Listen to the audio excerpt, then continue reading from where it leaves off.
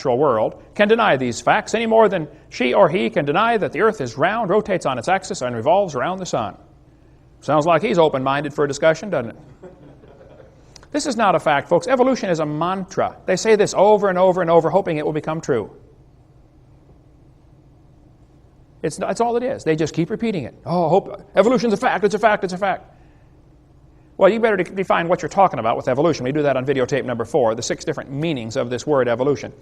This textbook says evolution has evidence from fossils, from structure, from molecular biology, from development. Any evidence that's used to support evolution has been proven wrong. Now, I said many times, I'm not trying to get evolution out of the schools. I just want the lies out of the textbooks. We almost got a bill passed in Arkansas a couple of years ago, and I went up to Arkansas and testified before the Senate, before the House Representatives Committee that was looking at this bill, HB 2548, I believe it was. And the bill simply said, Arkansas will not use tax dollars to purchase materials if they contain knowingly fraudulent information. We're not going to buy books that have lies in them. And it gave a few examples, like some of the examples I gave in my seminar.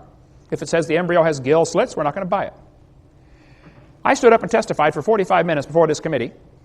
After I got done, the ACLU lady, woman I mean, she got up and she said, folks, this is obviously an anti-evolution bill.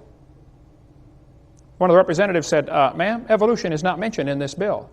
All this bill says is we're not going to buy books if they have lies in them, and these things are lies, so we're not going to buy that book. How can you say this is an anti-evolution bill? And she said, everything mentioned in this bill is used to support the evolution theory. And the guy said, well, ma'am, is it true that these things mentioned here are false? She said, well, yes, but obviously this is an anti-evolution bill. She knew full well. If you took all the lies out of the textbooks, there would be nothing left to support the evolution theory. I was in a debate one time at University of West Florida, and the professor got up and he said, now, Mr. Hovind, you're claiming all these things are lies, and you're right. All these things have been proven wrong, but, he said, I got a question for you. You told us we got to take all this stuff out of the book. What are you going to replace it with? I said, folks, what he's trying to not say is, we want the kids to believe in evolution. We have to give them some evidence, and all we have are these lies, and you want to take these out of the book, so you better find some more evidence for my theory. I said, sir, if you don't have any evidence for your theory, I'm sorry. Maybe you ought to consider getting a new theory. I could suggest one for you, if you'd like. He did not like. He don't want to hear about it, okay? All they have to support their theory are things that have been proven wrong many, many years ago. Here's some of the lies we covered in the first how many hours of this seminar so far. I'll just review them very, very quickly. The Colorado River was not formed slowly. Or the Grand Canyon did not slowly form by the Colorado River running through it. Okay? The geologic column does not portray Earth's history. It does not even exist anywhere in the world. Rocks do not date the fossils. The fossils do not date the rocks. It is based on circular reasoning. We cover that on videotape number 4. There are no index fossils. There's no such thing as an index fossil. The layers are not different ages. Petrified trees connecting them all prove the layers all formed at the same time. We cover that on video number 4. Plants and animals are not related to each other. They have the same designer, but not the same uncle and grandpa. Change in species is not the real meaning of the word evolution. That's not really what they mean. There's a whole lot more to that. We covered that on video 4. Natural selection does not cause any evolution. Natural selection selects. It doesn't create a thing. We believe in natural selection. The peppered moth story never happened. It's a lie. Comparative anatomy does not prove common ancestry. We covered that on videotape number 4. Humans never have any gill slits. It's a human at conception. It's not a fish or an amphibian or anything else. An abortion is murder, plain and simple. Okay? The appendix is not vestigial. You do need your appendix. The whale does not have a vestigial pelvis. That is a lie. The human tailbone is not vestigial. If you think it is, I'll pay to have yours removed. Dinosaurs did not live millions of years ago. Man did not evolve from animals or cavemen. The Big Bang is a big dud. It didn't happen. The horse series in your textbooks is a lie, proven wrong 50 years ago. Life cannot evolve from non-living matter like the textbook says. The law does not ban teaching creation science like some people want you to think. It's perfectly fine to teach creation science in the public schools. We'll get into more of that later. Smaller is not simpler. A little paramecium is more complex than a space shuttle. Smaller is not simpler. Smaller is more complex. But birds did not come from dinosaurs. Talk about a dumb idea. The eye did not arise by slow changes over billions of years. The first bird did not hatch from a reptile egg. like Goldschmidt said. The trees of life in the textbooks are pure imagination. They didn't happen, folks. They drew it on paper, and that's as far as it goes. It didn't happen in reality. DNA does not prove evolution. It proves creation. It proves a designer. Fossils do not provide any evidence for evolution. Fossils don't count at all. You find a bone in the dirt, you can't prove that bone had any kids, let alone kids that lived, and certainly not kids that were different than the grandparents. Fossils simply are a dead-end street. They don't count for evolution. The Earth is not billions of years old, and the Earth was never a hot molten mass. The Pangea theory that's taught in your books never existed. They say, all the continents used to fit together. I get that all the time. Oh, do you think all the continents used to fit together? Used to touch each other? I said, well, they still are. Just the low places are full of water. I mean, the continents are still connected, you know. What do you mean, did they? Hello. They still are. Animals and plants are designed, not adapted to their environments. There are no simple living organisms. Life did not arise 3.5 billion years ago, like the textbook says. The sun did not form before the earth, like the textbook says. Scientists have not made life in the laboratory. Snakes do not have vestigial legs. The earth never had an oxygen-free atmosphere, like the textbook says. No animal is related to any other kind of animal. DNA is more than just chemicals. It carries information. Mutations do not improve the species. Similar bone structure does not prove a common ancestor. It proves a common designer. Amino acids do not prove relationships. Humans are not related to chimps. Darwin did not prove evolution. Textbooks do not teach kids to think critically. They teach them to not think at all. Arranging animals on paper does not prove a thing. Archaeopteryx is not part reptile. It's 100% bird. Feathers did not evolve from scales. It's not just the religious fundamentalists who disbelieve in evolution. Most folks disbelieve in evolution. Evolution is not a light which illuminates all facts. There is no evidence for the magnetic reversals at the ocean floor. The Constitution does not discuss separation of church and state. Does not discuss that. The Supreme Court did not ban creation. Let's give a little bit of the history of what really happened. In the 1800s, almost all the textbooks were thoroughly packed with information about creation, Christianity, godly teaching. Kids memorized Bible verses. I remember in public school in Illinois growing up, we memorized Bible verses and said prayer every morning. Didn't hurt the kids a bit. Helped them quite a bit. Back then, kids got in trouble for their own spitwads. Today, it's for bringing guns and shooting people. It's a different world, and some of you older folks know what I'm talking about. It has changed radically. In 1925, Tennessee passed a law that said you cannot teach creation, you cannot teach evolution. It actually banned the teaching of evolution in the public schools. It's called the Butler Act.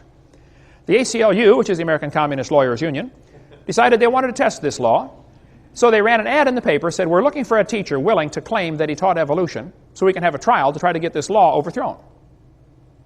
A guy named John T. Scopes volunteered. He said, I don't know if I taught evolution or not, but I did sub for a biology class one day, and I think all we had was a study hall, but if you want me to go testify that I taught evolution, I'll do it. So John Scopes went on the trial, lasted 10 days in the hot July, Tennessee summer. After 10 days, John Scopes was found guilty of breaking the law. The law said, you can't teach evolution. He claimed he did, so he's found guilty. He admitted he did. He was fined $100. Case was over. Later, the fine was overturned on a technicality, but the judgment was not overturned. The evolutionists lost the Scopes monkey trial. If you want to read the entire story about what really happened, you can see it right here in this book, The Scopes monkey trial, the world's most famous court trial. And by the way, if there's a movie circulating around your school called Inherit the Wind, you better be real careful about that. That's a dangerous movie. That does everything they can. It twists everything about the trial to make the Christians look dumb. You want to read word for word every word that was spoken there? Here it is right here, the court transcript verbatim. You can get it from Bryan College in Dayton, Tennessee. The Dayton courthouse is still there with a big museum where you can go out through and see where it actually happened. If you go north of Chattanooga about, 70 or 80 miles, you can get to Dayton, Tennessee. Been through there a bunch of times.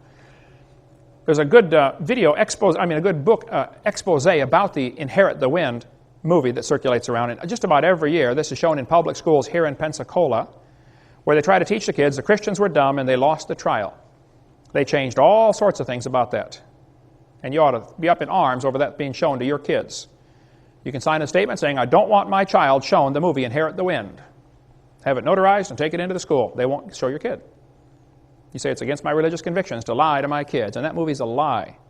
Okay? But I guarantee it'll be shown this year and next year and the next year. I saw it about 4 times growing up before I realized what a lie it was.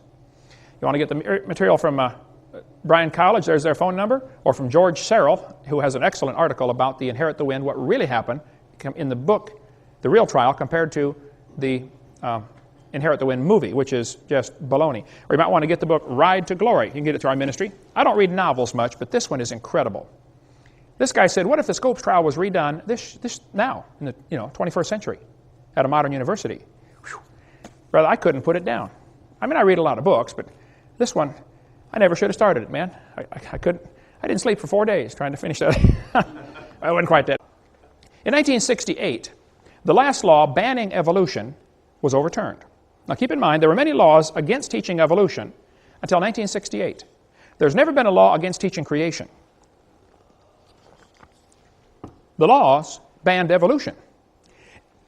In 1980, the state of Arkansas passed a law and said, we want balanced treatment. If the teacher teaches evolution, they must also teach creation. Give it balanced treatment. The court in Arkansas, 8th Circuit Court, I believe, struck that down and said, nope, this law is unconstitutional. They didn't say you couldn't teach creation. They just said you can't demand equal time. And the atheists started going around saying, see, you can't teach creation. That's not what the law said. It's not what the court said. They never said you can't teach creation. They just said you can't require that the teachers teach creation. If we passed a law in Florida that said the teachers are required to breathe, I bet that law would be struck down because, I mean, you probably ought to breathe, but they can't require that you breathe, right? And that's what happened with the Arkansas law. Then Louisiana passed a law requiring teachers to teach creation if they taught evolution. Again, balanced treatment. Supreme Court struck this one. It went all the way to Supreme Court. Supreme Court struck it down. After the 1987 ruling by the Supreme Court, Stephen Jay Gould, who hated creationists, and had a set of my tapes on his shelf. I went up and visited his office. His secretary was there. She said, yeah, he's got your tapes right here, Mr. Hovind. I never did get to meet him. He died a few years ago. He knows better now. He's no longer an evolutionist. But Stephen Gould said after the verdict, he said, no statute exists in any state to bar instruction in creation science. It could be taught before and it can be taught now. They never said you can't teach creation. The court said you can't require it. That's all. And don't let anybody tell you different. That's what the law, that's where it stands right now. Michael Zimmerman said, and he's an evolutionist, he said the Supreme Court ruling did not in any way outlaw the teaching of creation science in public schools. Quite simply, it ruled that in the form taken by the Louisiana law, it's unconstitutional to demand equal time for this subject. Creation science can still be brought into science classrooms if and when teachers and administrators feel it is appropriate. Numerous surveys have shown that teachers and administrators favor just this route. And in fact, creation science is being taught in science courses throughout the country. Eugenia Scott is the president of the National Center for Science Education. Boy, what a lousy name. They're not in favor of science. They're in favor of defending evolution is all. She said, the Supreme Court decision says only that the Louisiana law violates the constitutional separation of church and state. It does not say that no one can teach scientific creationism, and unfortunately, many individual teachers do. Some school districts even require equal time for creation and evolution. Here's the web page, the head of the front homepage on the National Center for Science Education. Welcome to the homepage of NCSE, a non-profit, tax-exempt membership organization working to defend the teaching of evolution against sectarian attack. We are a nationally recognized clearinghouse for information and advice to keep evolution in the science classroom and scientific creationism out. That's why they exist. I spoke in Berkeley last November, Berkeley, California. That's where these guys are located. I went and visited the National Center for Science Education. It's a little bitty storefront building. They had, I think, 4 or 5 employees, all crammed in this little building. I thought, this is the National Center for Science Education. Property's expensive in Berkeley, I understand, Good place for them. I went in there. They didn't know who I was. I didn't tell them my name. I went in there. Hey, what kind of information do you guys hear? I used to be a science teacher. And they began giving me pamphlets and articles and stuff, Finally, one of the guys said, your voice sounds familiar. What's your name? I said, Kent Hovind. He said, I thought so. They taped a piece of paper on the floor that says Kent Hovind stood here. And I understand they won't walk on it. They walk around it. One of the guys came to all